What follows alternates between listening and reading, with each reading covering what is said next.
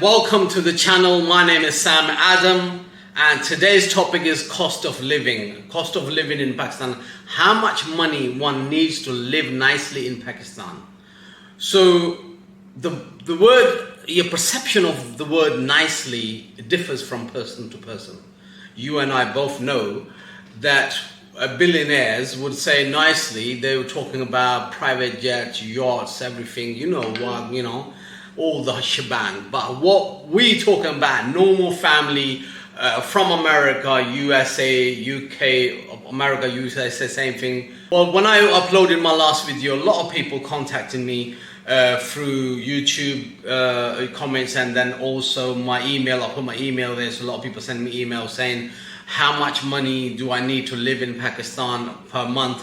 So I thought it'd be a nice idea if I make a cost of living, video about cost of living in Pakistan. Let's get this intro out the way, and then we start the video. Had to work hard, struggle just to be me. Had to rise up just so they could see me. If you're abroad in UK and you want to move over here, and the first thing you need is house. Okay, so let's see. I'm going to show you this 10 Marla house. The video was quite long. I asked one of my friends to send me a video, and he sent me a video. It was quite long, so I kind of fast forward the video, because if I show you in a normal speed, and then we're going to be drifting away from the topic. So what we just want to give you a hint on what this 10 Marla is, like a 2,722 square feet. So you will see what typical house in Pakistan, and then the space inside the house. So let's watch this video, and then we talk about the bills and the rest of the stuff. Okay, these are 10 Marla houses. If you rent a 10 Marla, you got two stories, one at the bottom and one at the top.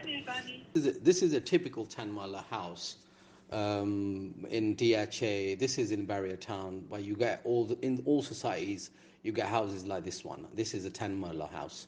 So if you got a garden, you got car park and an alleyway, and and the stairs goes upstairs. But this kind of house, if you rent it, and this kind of house will cost, you will pay 70 to 80,000 rupees per month. So there are two portions. If you got a small family, you don't need two portions. You can have just one portion, and you got two bedrooms, living room, dining room. You got sitting room, and then kitchen and two bathrooms, and that would cost you like 35 to 40,000. If you rent a house outside the society, outside a society, and then that would cost you like one portion would cost you 15 to 20,000, and then if you get the whole house, it would cost you like 35 to 40,000. But these in the society is they're a bit expensive, because obviously because of the security and other facilities they provide, and that's why. And the houses are brand new and everything, so that's why you just pay. So one portion 40,000, and if you rent a house, you go and rent a house, and then owner of the house would charge you two securities, 40 and 40. The rent is 40,000, and then security is 40,000. So he's going to charge you two securities, which is like 80,000 plus 40,000 rent in advance. So the 80,000, two securities, are refundable. When you leave the property, he's going to give it back to you. And then 40,000, and plus the bills, electricity bill, gas bill, and Wi-Fi, internet, PTCL or Nairtel, whatever connection you have, and that is going to, like a normal, is about 3,500 rupees per month. So all the bills included, everything in all the bills together, it would cost you about 10,000 rupees. 40,000 rent, 10,000 bills, and that's 50,000 total per month. You've seen the video that this is typical 10 Marla house, and the bills, you get a free 4 bills actually. You don't have water bill. You got electricity bill, gas bill, and maintenance bill. If you're living in a society, maintenance bill, and then you get maintenance bills is like they providing you security, cleaning the street, taking your bin and everything.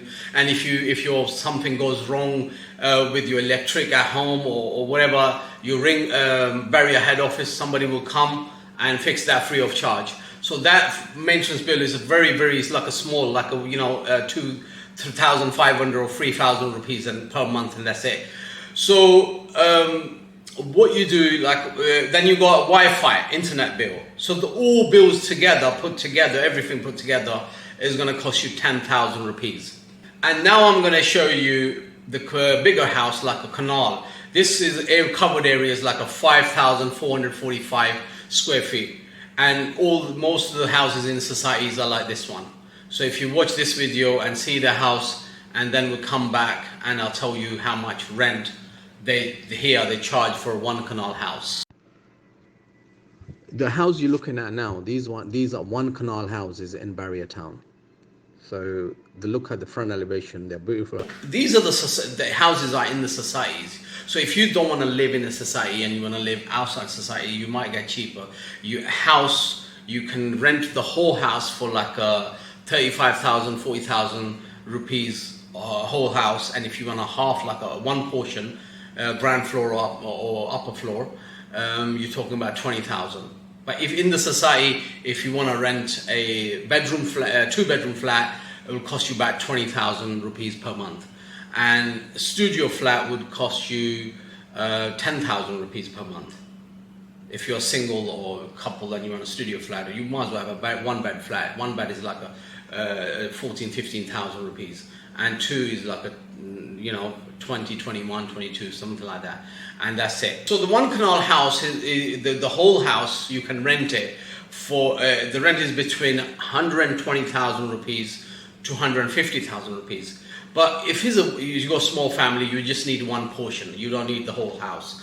The entrance is separate. Either if you rented the first floor or ground floor, then the both entrances are separate. When you enter from one door, and then you got separate entrances. So you're talking about 70K per month, and the bills are probably, if he's like 10,000, he's not going to any, because the net is the same. The rest of the electricity bill you're going to use the same, whether you're in here or one canal. So it's not going to be much difference. The next thing you need is a car. You can buy, if you got your own car, you're sorted. You're okay. But if you want taxis, there are 3 cab firms in Pakistan: Uber, and you got Cream, and then the third one is InDriver. InDriver is Russian app, and they're all good. Just work, you just like download the app, and then you can just use it. And I would say you need about 20,000 rupees for the cabs, or if you got your own car, then 20,000 for petrol. So 20,000 a month, because if you're not driving like from city to city, then you're okay. I'm talking about if you're living in one place in Islamabad or Barrier Town or DHA, whatever, and then 20,000 for petrol is enough. The next thing you need is food. So I'm going to show you 2 videos. I'm going to take you to Mart, and you can buy things. Mart is like, it's American term for supermarket. Like in Pakistan, they use a Mart. Everywhere you go, supermart, this Mart, that Mart. So everybody's making they're giving the name and the Mart at the end. That's it. It's a trend now. We call it supermarket, okay? So you can shop in a supermarket. Supermarkets are a little bit expensive than outside. If you go to a normal shop outside, like a very traditional shops, bazaars, if you go to buy something, open air markets, you must have seen open air markets, fruit and veg markets. You can go there, and the fruit and veg is cheap. And I think for the whole month, if you do weekly shopping for a small family, 5,000 rupees would be enough. 6,000 rupees would be enough. I'm talking about a couple and 2 kids. So that would be enough. And 20,000. So if you do the whole shopping, everything for the whole month, you're talking about 40,000. So if you spend 40,000 rupees and you can do nice, good shopping and do it weekly, so that's it. So your 40,000 shopping is covered. Okay, now we come to fruit and veg. If you want to buy fruit and veg, you go to an open market. Every town, every city has its own local market, local open air market where you could go and buy your fruit and veg. And it's cheap. In the markets like this one, it's cheap and fresh. So it's a lot cheaper than the mart. If you go to a supermarket, it's a little bit expensive, and if you go to open market, it's cheaper and it's fresh, and it's better. So I would say you'd be spending like £20, £20, 20, yeah, about £20 a week, like a 5,000 rupees per week, £20 a week, and that's £80 a month, and that's your fruit and veg done for the whole month. Right, yeah, this is the cost of living in Pakistan. It's got lemon, fresh lemon, 750 rupees. All right, so you can say that. Last week he said what, 1,000 rupees. So you can see the prices here.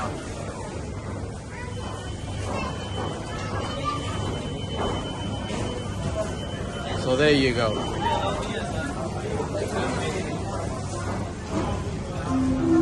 On this one, actually, you will see the prices on there. 449 kiwi fresh, and you got fresh peach 170. That's rupees, by the way, rupees. So when I say rupees, just know they're rupees, not rupees. Like rupee, that's what I call it. Anyway.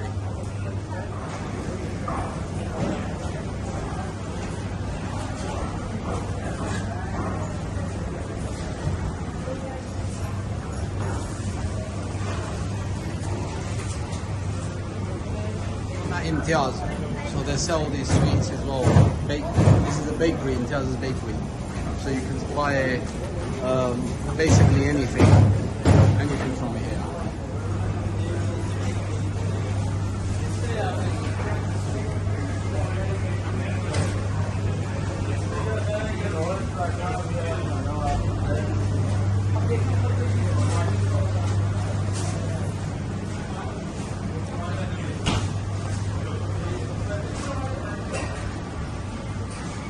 This is just a normal mart, like you know, in the UK you have Sainsbury's and Tesco's, like supermarkets. In Pakistan, they don't call it supermarkets; they call it mart, because in America they call it mart as well. So here they call it mart, American influence, and that's what they call it, mart.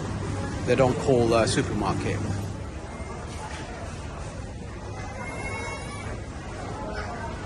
Okay, so you got food done now. Obviously, but now and then you want to go out and eat, you know, eating out, you know, you go to restaurants, whatever.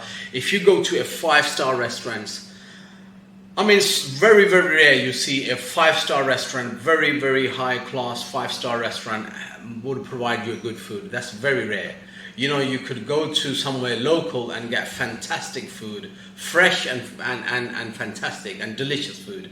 But if you go to 5 stars, you know, big restaurants, they will charge you a lot of money, but the food ain't that good, ain't that great. So I'm going to show you this video. We went to Manal, so see this 5-star, you know, Manal. The view is fantastic, beautiful view. You could see the whole Islamabad, but the food, you know, it's all right, you know, it's not that great. And you could go to normal, like normal restaurants in the bazaar or outside in the city, and then trust me, their food is delicious, and it's cheap as well. For 2,000, we like 4 of us went there, and we actually ate lamb curry, and trust me, it was like 3,700 rupees, and that's it. 4 of us, we had a nice dinner. But if you go to Manal and you four of you go there and then eat there, and that would probably cost you about 10 grand, so 10k. So 10k from Pakistani perspective is a lot of money. Why would you pay 10 and then don't enjoy the food? So you might as well just go local, somewhere nice. And the other, I'm going to show you the video Manal, and after that I'm going to show you the Rawalpindi video. We went to a local little place, and we had chicken tikka and something else, and trust me, we had like 2 of us, we were eating there and had a fantastic food, and we only paid 1,000 rupees for everything, and that was really cool. And I think it tastes way better than Manal's food. So let's watch these videos. So we are here at Manal's, so let me show you. And there you go. And now we're gonna go inside and show you the view. The cost of living. If you attend these kind of places, this kind of restaurant, you know, like a very high, posh, 5-star restaurant like this one, and obviously it costs you arm and leg. I mean, it's expensive. But if you ask me, if I be honest with you, the food is not that great here. I mean, you get the view here. People come here for the view, not for the food. I mean, they obviously, when they're here, they eat, they drink, but trust me, you probably get the food from a local place, and you get probably better food. A small, you know, like a small restaurants, local restaurants, or Daba food. That probably be the best food, but they provide you the kind of location, seating area. You can sit nicely. You can view is beautiful. Look at the whole Islamabad here. So that's what you pay for. And the food is expensive, but not that great. You know, not that great. So I would say if you come here, you can eat something light and drink coffee, tea, or something like that, but not actually the proper main course. I mean, look at that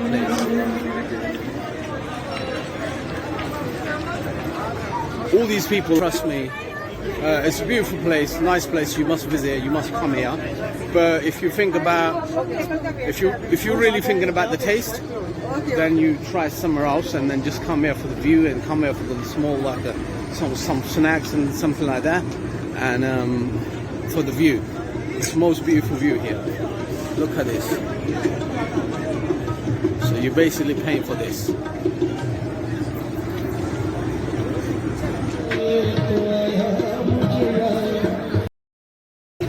Trust me, it's really, really busy, and also a lot of people in Rawalpindi, they come over here and they make like, they love his tickets, and you can see that he's making it. So we're going to order some. That's the plate is ready now. Roti.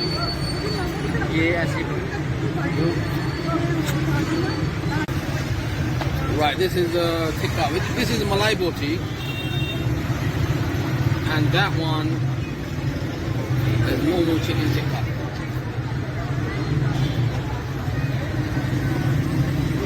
This is the best in Rawalpindi. And these are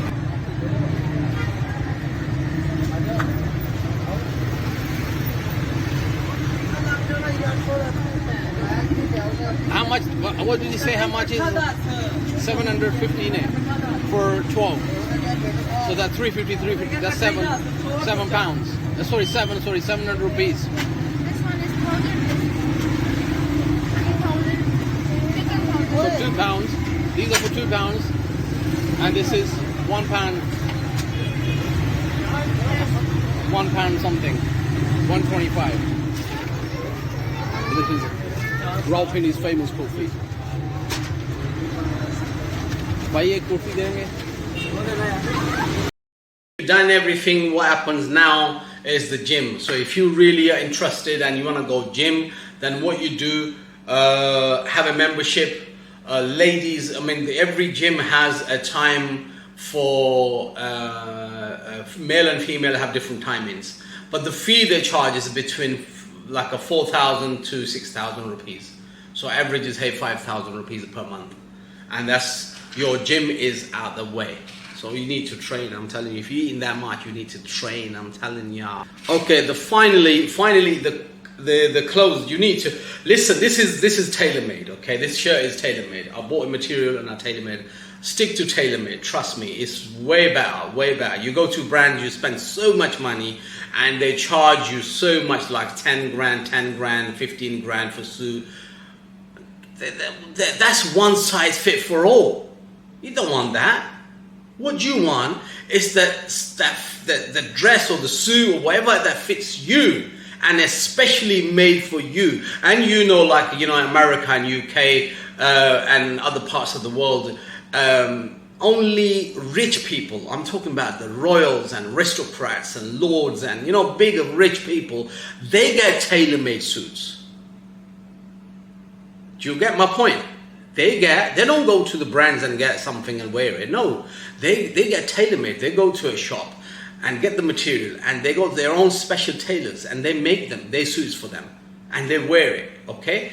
So we get this service in Pakistan, India, and Bangladesh. We get this service from the start. So the first option is tailor-made. And when I wear tailor-made, I've got a lot of English friends, and they said to me, Sam, you're rich, you get tailor-made suits and everything. I said, listen, it's normal, it's common here, it's easy, it's the cheapest option.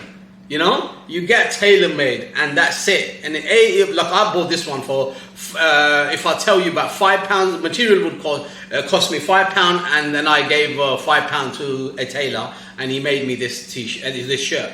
And there you go, fantastic. You know, on Eid, I bought a suit, really, really nice suit, and I paid 1,600 rupees. 1,600 rupees. And guess what? Everybody was asking me, he says, whoa, very expensive suit. Even my friends would say, it's a very expensive suit. He says, that must cost like 10 grand. I said, nah. I said, that's £1,600. You know, some people, they're trying to cover it. They said, nah, you know, it's expensive and all that. No, I normally tell them. I tell the price. I said, hang on a second. If you can save your money, save your money. I'm telling you. Why would you wear for 10,000 and it looks like someone says, oh, yeah, you're wearing it, but it doesn't look 10 grand. It's not worth 10 grand, you know. So if you wear something cheap, like I wore it on Eid, I wore it like the suit, a 1,600 rupees suit. And everybody was thinking, even my mate, he's really rich and he's got a massive house and everything. And I went in his house and he looked at me, he goes, oh, where did you get the suit? He said, it must be really expensive. And I said, nah, it ain't expensive. It's just a normal 1,600 pounds. I bought two actually for 3,200. There you go. You know, you saw it. When you come from, like a lot of people, even my families, you know, when they come from London, when they go and do shopping, they don't know how to do shopping. If there's something, say, it's like a 400, you know, if the price is 400 rupees, they would probably pay 4,000 for it. They don't know how to shop. They don't know the material. They don't know the place where to buy and everything. You know, when you live in a country, if you're an Indian and you're living in India, you live in that local people, they know where to get that things. So it's better to ask the local people. When you come to Pakistan, then the local would know where to go, what to get and everything. So they know that. So I'm lucky that, you know, people like obviously keep giving me knowledge, giving me like feeding me this information about where to get things and how to make life easy and everything. So, you know, it's better to listen to your local people because they know more than we do, trust